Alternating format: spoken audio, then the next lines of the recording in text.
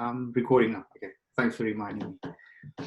Okay, so let's start from the beginning. So let me just walk you through it. So if I had to do this 5K thing, obviously you all still quite restricted in your movements, right, of what you can do. So for some of you, you would be lucky enough, like Tristan's group, if you've got research that you can leverage. I mean, that could be your starting point. What I mean by that is you would have an idea of who your target audience would be. You also would have spoken to them to some degree, so you could get some insight of how you could potentially provide some sort of value in terms of a product.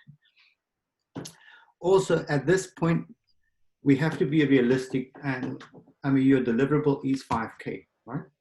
And you would see that the way we've structured it in the actual course is you would develop a product, and then you would have a business plan, and at the end of the year, you would give us sort of a summary of your sales, sort of proof of profit, where you illustrate that we've done the product, then we've sold it, and you've actually made some money, right? At this point, we have to be realistic and say, the way things are moving at the moment, people don't necessarily have lots of money. And if you had to be realistic, can you realistically make 5,000 if you're so restricted in terms of physical movement? That's also why we've moved to sort of a Kickstarter platform, because you could potentially have a bigger audience. And the proof of profit component, we can still keep it at 5K. But what we could do is when we mark that, we could take that into consideration and say, okay, that would have counted a certain percentage towards your mark, but we'll keep that in mind and maybe we'll adjust the weighting accordingly, if that makes sense. So essentially what I'm saying is, the point of 5K is for you to have an idea, develop a product, and sell that product, right? So you can still do all of those things and not make the 5K that you sort of envisioned, if that makes sense. But as a project, it's still successful because you've still gone through all the steps. Everyone on board. So basically the marking would just look at the product instead of necessarily the amount of profit we make, basically. Exactly. And the fact that you've actually gone through that whole process. Obviously, it's still important because one way of validating a product is whether someone will actually buy it or not. All I'm saying is it's different times, so it's not business as usual. So you can't just expect things to be that you're going to go to a market and you're going to sell your product, because it's not going to be a market necessarily for you to go to. Yeah, that makes sense so far? Yeah. Okay. So with that being said, if I had to start this project, the first thing I would do is ask myself, okay, what have I got access to? So obviously online, internet. So a good starting point would be things like Facebook groups, Survey Monkeys. So if you're thinking of making something like, I don't know, a smoker, right? So you want to cure your meats or whatever, then instead of going sort of and calling people up, it might be useful to see if there's a Facebook group, sort of maybe a barbecue group on Facebook, and then you actually use that as a target audience. And then what I would then do is, if you have the group, join the group, and then actually use something like SurveyMonkey to draw up a little survey asking them the questions that you want to ask them. What that does is it gives you an audit trail. So if we mark the thing and we look at your research, we can sort of see, okay, you've actually gone out and you've actually consulted with like hundreds, if not thousands of people. And we can actually justify your steps accordingly. That's the nice thing about it. The other nice thing about it is it's already a group where people have a vested in something that you might be keen on exploring. Okay, so that would be the first step.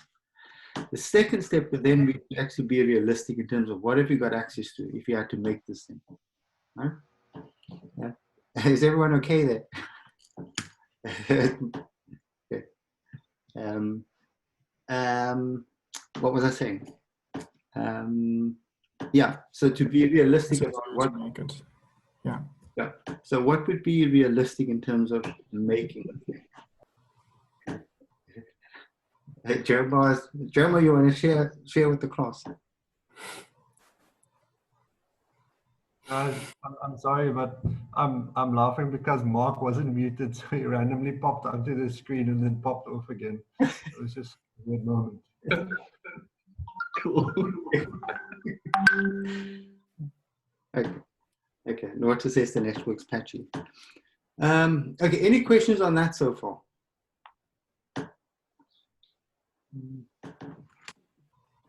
Anyone? Come, let's have a All debate. good. All good. Okay. So, with that being said, what are you actually thinking at the moment in terms of a product?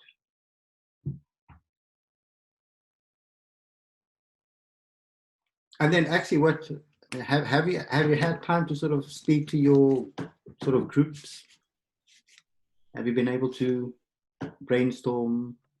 So we haven't actually spoken about anything yet, but I think considering, I think it's been like a weird motivational thing, because even before lockdown, I was like a bit funny about it all. Yeah. Like we had no idea where we were going. It was a bit fluffy. Yeah. But I think we just kind of need to take the initiative now and get something together. It's really not that tough. I think we should just do it now. No, it's not. I mean, it's really,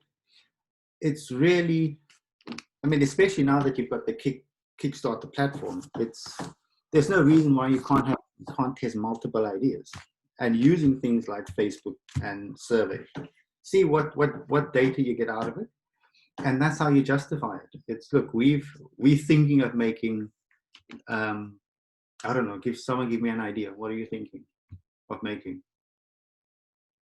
So maybe I don't know. Yeah.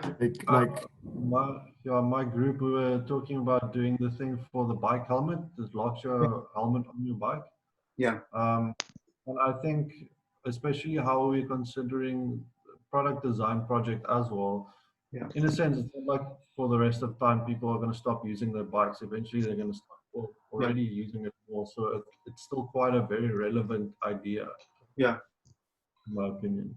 So I'm thinking with you and the current time that we're in, it could be something as simple as how do you have a helmet and still have a mask that you could clip on? I'm thinking of COVID.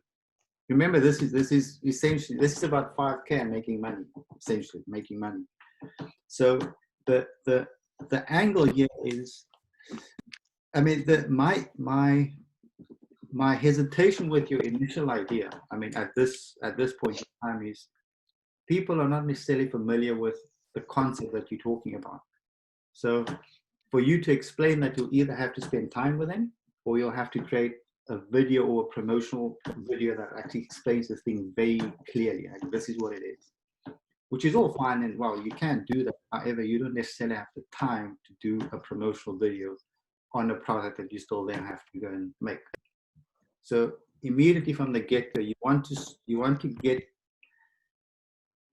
sort of communicate where the people understand where you're coming from. You know? And one way of doing that is either taking the current context in consideration, so everyone's aware of sort of safety and germs and all of that, so they understand that. Or it could be something like the Liam was saying, sort of the homegrown kit, where you immediately understand it's I can make it, it'll help me, I can feed myself. So I would just caution against that. So it's not too complicated. Because remember, you want to get buy-in from people so that they can actually put money into your account. Yeah, and don't overcomplicate things. It's for me essentially as your lecturer. What I want to see is if I go through your document. So if I look at your Kickstarter campaign, right? Then in your Kickstarter campaign, you will clearly have sort of research that illustrate. Okay, this is the process that I went through. Then you will have sort of your development. It's like these were the concept sketches that we did based on the feedback that we got. Then we explored that and we developed that further. Right? Then we went back to the users and we tested it. I mean, and one way of doing that is you could either have a video or you could actually just have a 3-poster system where you say, okay, this is what we're thinking. Just give us feedback on the design. Right? That's user testing. Obviously, you're not going to be able to physically take something to your audience necessarily. Then also I want to see is sort of your packaging, your marketing plan, and then your business plan. And that's pretty much it. And if you had to write that up and say each one of those is 5 pages, I mean, you're looking at sort of 5, 10, you're looking at between sort of 30 and 40 pages already. And that's essentially a 5K report. So look at it like that. You sort of break it up into sections. Cool. Any questions? Does that make sense? You would see, let me just share my screen now. The document that I shared, don't freak out. The only reason I put it in there is just so that you can see. Can you all see this? So this was a 5K project from a couple of years back. You can all see this, right? Yeah. Okay. So the only reason I've put this in there is just for you to see that what we spoke about now, there is a packaging, there is a marketing plan, there is a business plan. So I'm not necessarily expecting this from you, but exactly the stuff that we spoke about would be in this document. So you can actually just browse through it. Okay. And then, like I said, I've also posted some things in the WhatsApp group.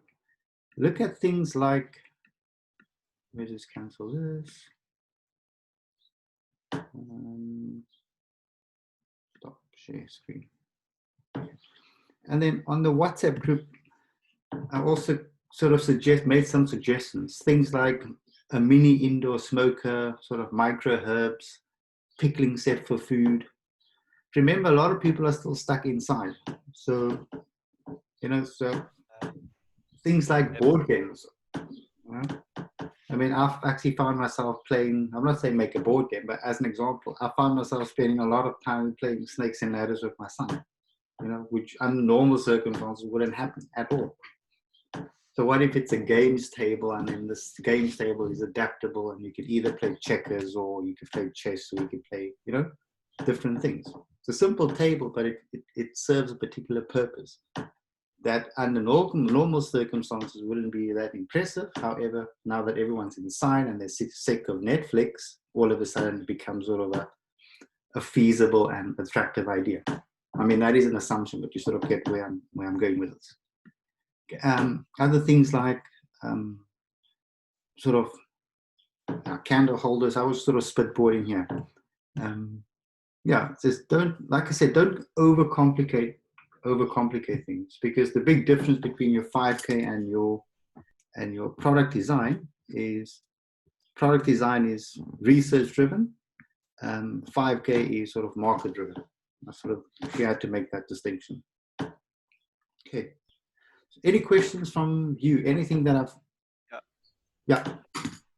It's more of like a observation while I was going through some of that Kickstarter stuff you shared. They have this one thing which is like a self-aligning magnetic pen. But with that, they started essentially using an existing part already. Where I think with my group especially, a lot of the designing we were trying to do was create everything from scratch. But I think it's also quite important to remember that there are working existing things there that you can adapt and maybe just view from a different lens, and that could give it, like, create new attractiveness or something like that. I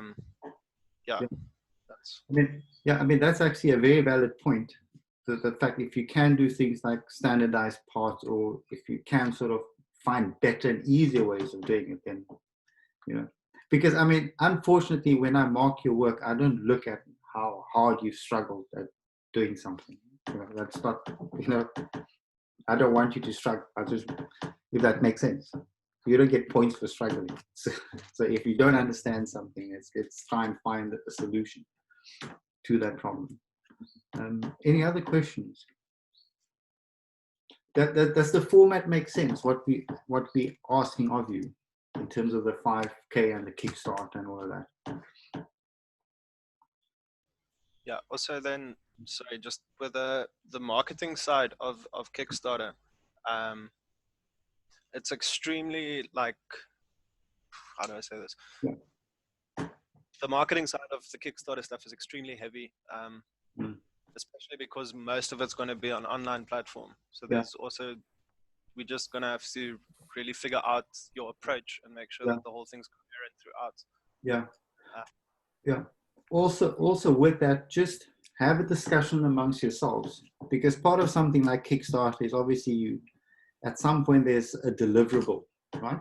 Yeah. Just be realistic about that deliverable. And there's nothing wrong with saying, look, this is what we're thinking, and it's part of a project. However, we can only start production at X amount of time, you know, so you're upfront immediately. It doesn't mean that people are not going to get the stuff, but you're just being honest. It's like, I don't have access to a workshop, but we're doing this because we think it's a really cool idea. And are you interested in supporting this? I mean, there's absolutely nothing wrong with that. And with that, also make sure that your scope isn't too big. And what I mean by that is it's a cool project, but it requires you to source stuff from Sweden and from Japan, and you know, don't do that to yourself. It's not necessary. Okay. Anyone else? So would we state in the Kickstarter campaign that this is for a varsity project, and that there won't be a physical product, but this is to gauge interest? Is that something we would say? Basically. It's something that you would have to negotiate. Remember, it will have to be some sort of product, because it's not going to be a service, right? What I mean by that is you basically need to decide what your campaign is going to be. So for example, if it was me, say I was going to make a solar powered candle holder as an example. So I'm making a candle holder and I think it's brilliant, and I'll do a Kickstarter campaign. And then as part of that, I say, look, this is the idea. We get backers. And then in that campaign, I'm also going to say, thank you for backing me with this. However, production, we can only realistically start production in a month's time. And with that, we're also going to limit the amount to 100 because we don't want to lose anyone. No? So we're only going to limit it to 100 orders. Once we fill those 100 orders, we'll then issue another 100. So, but you need to negotiate what can you achieve, what can you promise, and what can you deliver. But you need to decide that. So even if it's a limited edition run, maybe you make 50, that's also fine. If that answers your question, Liam.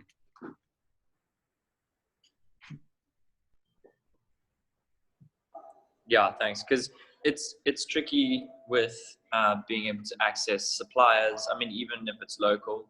Exactly. Most of the guys, I mean, I've been in and out of Woodstock for over a month now, like full-time work, and noticing that our suppliers are being really slow because everyone is on skeleton staff. Yeah. So there's like 1 or 2 people running an entire laser cutting facility. So you send stuff and you get it 2 weeks later. Yeah. So exactly.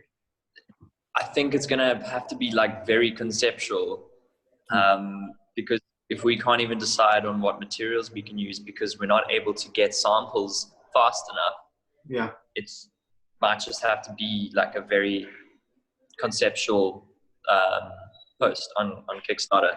And I mean, that's fine. I think people will just back sense, They don't have to like invest in it like in monetary sense. Exactly. Exactly. Which makes a lot of sense. So like that link you posted earlier, David, and I checked out a few of those products on Kickstarter. Some really cool stuff, and also was written with like a good sense of humor, I have to admit. But like, there's quite a bit of that stuff that was very kind of, it's just renders and ideas really, which I think is what ours is going to kind of equate to. Like, it'll be an idea. People will be able to say, yes, I like this idea, or they'll be able to leave it alone. And I think that's all that it serves, really. If you ever explore like the dark side of Kickstarter, and you'll just see how many projects are actually not good. And I think there's almost nothing on it. People don't even write a proper description. And I think matching that quality of work is quite easy for us. It's just that, you know, we need to be realistic in terms of what can we do or what can be made, and basically not promise anything. Yeah. But also you look at the top quality projects as well. And I also believe that some of us could shoot for that and still get it. Like, Really. I mean, looking at our, like, I mean, rendering capabilities and all the time we can have at home to skill up on Photoshop and Keyshot and stuff, like we can actually do some good stuff if we can combine a bit of photography here and there.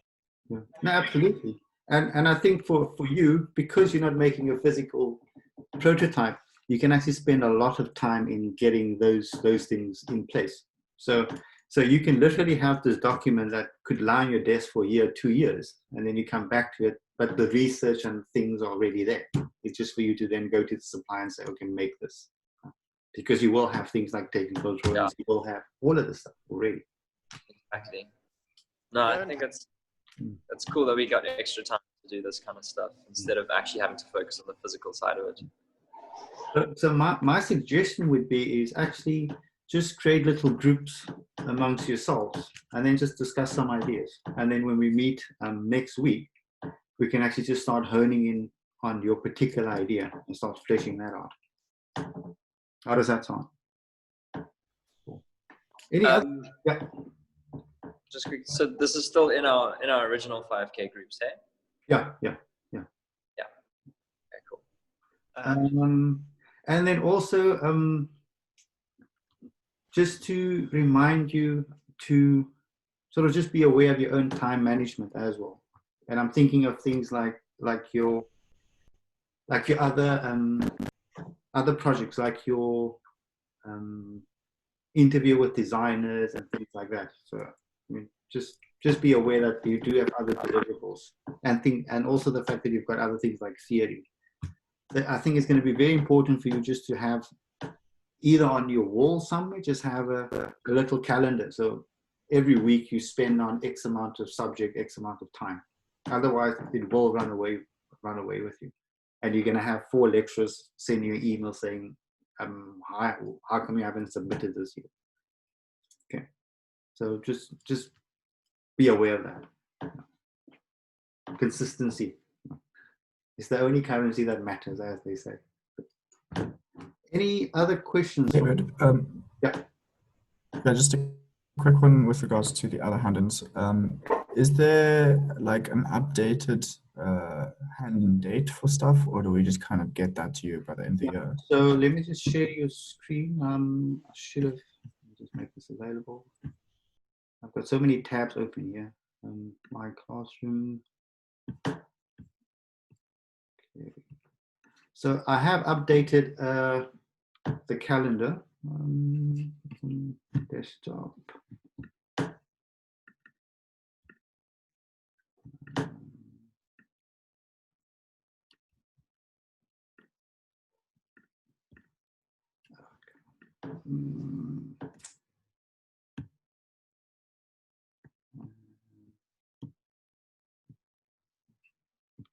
Okay.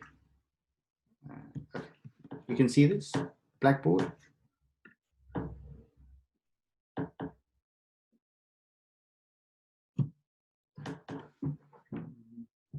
So if you go on Blackboard content,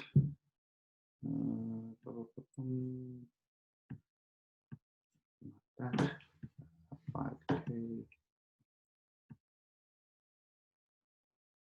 I think these are updated. Let's see. But we've just shifted some things forward. It's not that, sorry.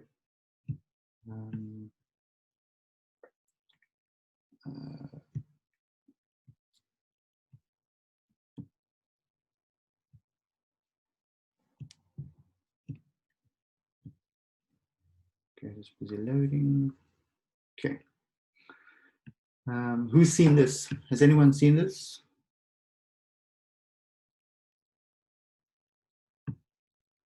Seen it, but I thought it's the same thing as regarding the beginning of the year. Changes. Yeah. So you can see it's a lot of stuff which sort of relates to the Kickstarter in the beginning. And I've just put this in. I mean, obviously we are going to be flexible in terms of deadlines, but I've just put this in just as a guide to pace yourself. Because you've seen we've uploaded quite a few sort of LinkedIn learning stuff as well. But you can see things like the portfolio. I mean, that's still there. things like your portfolio, swing tags, which is fine. I mean, all of this stuff you're going to do as part of the Kickstarter in any case. And then the main This one's perfect. Yeah, this is awesome. and then this would be, if you want to find it, if you go to under design entrepreneurship and you scroll all the way down. Right at the bottom, last one. Second semester, yeah. And then all of these things, these are sort of the LinkedIn learning modules you can access. And I mean, you can go through that in your own time. You could even assign it so different individuals watch different videos, because some of them are quite long.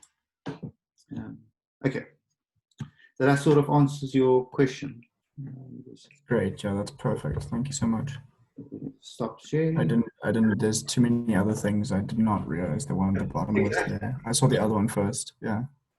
Yeah, and that's why I suggest is have a little weekly routine for yourself. So you like on a Monday it's design, on a Tuesday it's 5K.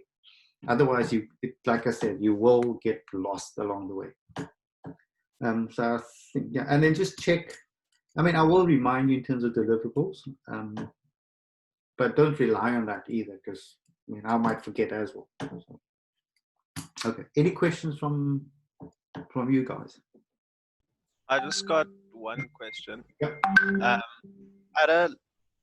This is a lot further down the line, but at a later stage, when it comes to rendering and stuff like that, would there be a possibility that we could use one of the college's computer to like render like through the nights or something like that, just for those? Because I see a lot of the Kickstarter stuff have little videos, yeah. And with those the renders sometimes have to run for a few days. Yeah, I don't see why not. We actually just got an email from Monica, I think yesterday, saying that they're not quite ready with the campus. They're still busy sanitizing it, but there is allowance for I think 33%. And because you're seniors, I mean, you take first priority because you're about to complete your studies. So definitely, yeah, that's the possibility. What type of hardware does the college have? Eh? What type of hardware does the college have? To my understanding, I don't think we have anything that's better than what we have for rendering. Okay.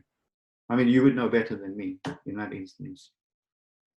Yeah, I think it's more to take that strain off your laptop than yeah, because these things shelf life, they're like a quarter of their shelf life with the way we use them, I think. Yeah, but Yeah. I don't see why not. Just have a quick question on the rendering side. Do you think the university is saving money by not having us on campus and could redirect those funds towards student keyshot packages? Yeah. Is that Yeah, remember the university is following a directive from higher up. So even the precautions that we have to take in terms of making it safe, that's also that we have to do that. So it's not necessarily sort of an ideal situation, if that makes sense. But Get on Blender. giving us the programs could be seen as a precaution because then we don't have to come in to campus. Yeah. I mean that's a debate that needs to happen high up, because you're talking about sort of licensing and intellectual property and all of that stuff. So it would be a lengthier discussion than a yes or a no. Yeah, and I'm also thinking now, I'm not sure when our student SolidWorks thing is going to run out, but Next month. I think It is expired. Yeah. Just now, yeah. Esther needs to organize that. If no one else has, it needs It's to happen. me. Then you speak to me, Kat. Yeah. Yeah. It is expiring just now. Yeah. And that is like essential for us to do this 5K project and all of our projects. Yeah, but I mean we've still got SolidWorks, so we still have it on our machines. You can still use it on campus. Yeah, exactly. All I'm saying is because of this COVID, we have to negotiate who's going to be on campus when, so we can actually keep track of that. And that in itself is something that we have to know who's on campus, So in the event that Yeah, I mean, Yeah. no one has to be on campus if we just renew our student subscription. Our student subscription is like perfect for what we need. Yeah. But I mean, like I'm talking specifically what Yaku asked, whether if you wanted to go and use it and render on campus. Oh, right. Yeah. That is a possibility. Yeah, then That again, setup, if we did that, we would have to download an illegal version of Keyshot onto the campus computers as well. Okay. Well, I'm not saying anything. Illegal software. It's not something I can endorse. Right. Also, completely ditch Keyshot, get onto Blender. It renders faster, better quality. I mean, It's fun. yeah. I mean, have you played around with Blender? The stuff you can do with Blender, it's amazing. You can do entire movies in Blender, like entire movies. I share my screen. Yeah, absolutely. Yeah, I've made it available so you can share. Just double check. Oh, wait, but I need to find the thing that I'm looking for first. Oh, great. I got it. Yeah, alternatively, if people want to use something they're a bit more familiar with, we could also use SolidWorks Visualize, I guess. We can't share screens. I mean, there's Autodesk 360. That's also free. We can't do sharing screening things. Okay, well, let me just. Yeah, I mean, I also just think in like compliance with international universities asking for like a student SolidWorks is not a big ask.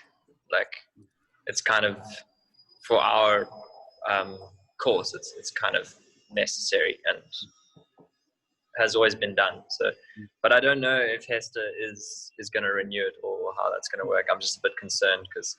No, we'll have to renew it. I mean, it's an industry standard thing, so we have to.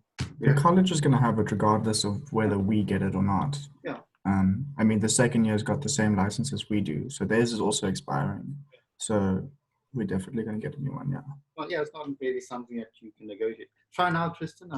It says multiple people can share. Right, there we go. wow. And that's Blender.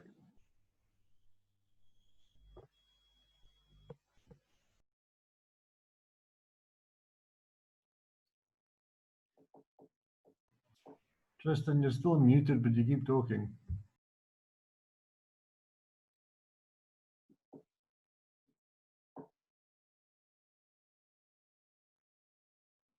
Yeah, we can't hear you, Tristan.